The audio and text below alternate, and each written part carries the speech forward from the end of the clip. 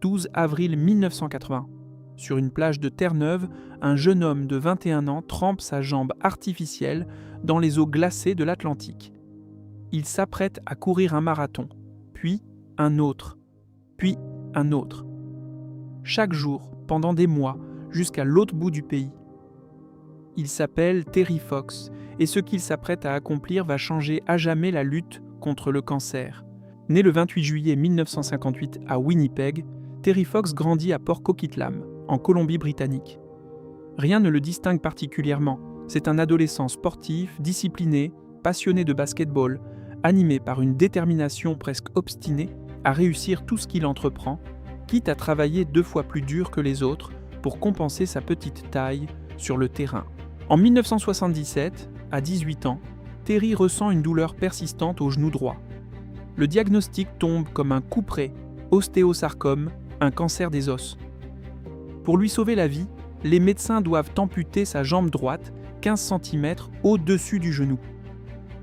La veille de son opération, un professeur lui apporte un article sur Dick Traum, le premier amputé à avoir couru un marathon. Cette lecture plante une graine.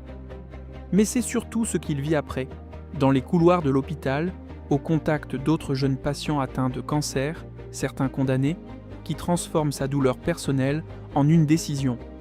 Il courra à travers tout le Canada pour financer la recherche contre le cancer. Pendant 18 mois, en secret, Terry s'entraîne avec sa prothèse. Il court plus de 5000 km en préparation, souvent seul, souvent la nuit, souvent dans la douleur, sa jambe artificielle lui provoquant des saignements et des ampoules.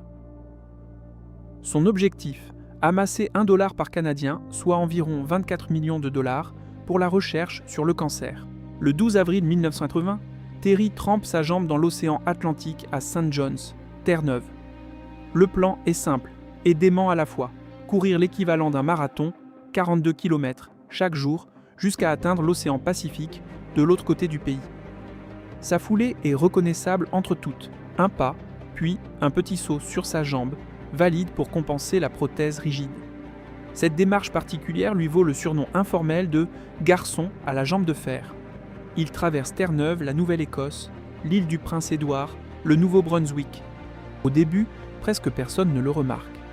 Mais au fil des semaines, le Canada entier commence à suivre son parcours. Des foules l'attendent sur le bord des routes. Des enfants courent avec lui. Des dons affluent. Quand il traverse l'Ontario, à l'été 1980, il est devenu un symbole national, une preuve vivante que la volonté humaine peut déplacer des montagnes. Mais le prix physique est immense. Des inflammations, des douleurs à la hanche saine qui compensent sans relâche un rythme cardiaque parfois inquiétant. Terry refuse pourtant de ralentir.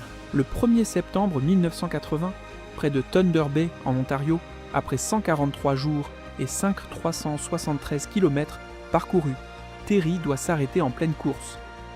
Il ne peut plus respirer normalement. Les examens révèlent que le cancer s'est propagé à ses poumons. La nouvelle bouleverse tout un pays. Une émission spéciale organisée par le réseau CTV permet de récolter des millions de dollars en une seule soirée. L'objectif initial de 24 millions de dollars est atteint quelques mois plus tard. Terry Fox meurt le 28 juin 1981, un mois avant son 23e anniversaire. Sa course s'était arrêtée à mi-chemin du pays, mais son message, lui, ne s'est jamais arrêté. Dès l'année suivante, la première course Terry Fox est organisée. Elle a lieu chaque année depuis dans plus de 60 pays à travers le monde. À ce jour, elle a permis de récolter plus de 850 millions de dollars pour la recherche sur le cancer. Terry Fox n'a jamais atteint l'océan Pacifique. Mais il a prouvé qu'une seule personne, avec une seule jambe et une détermination sans limite, pouvait mobiliser tout un pays et changer pour toujours la façon dont on se bat contre le cancer.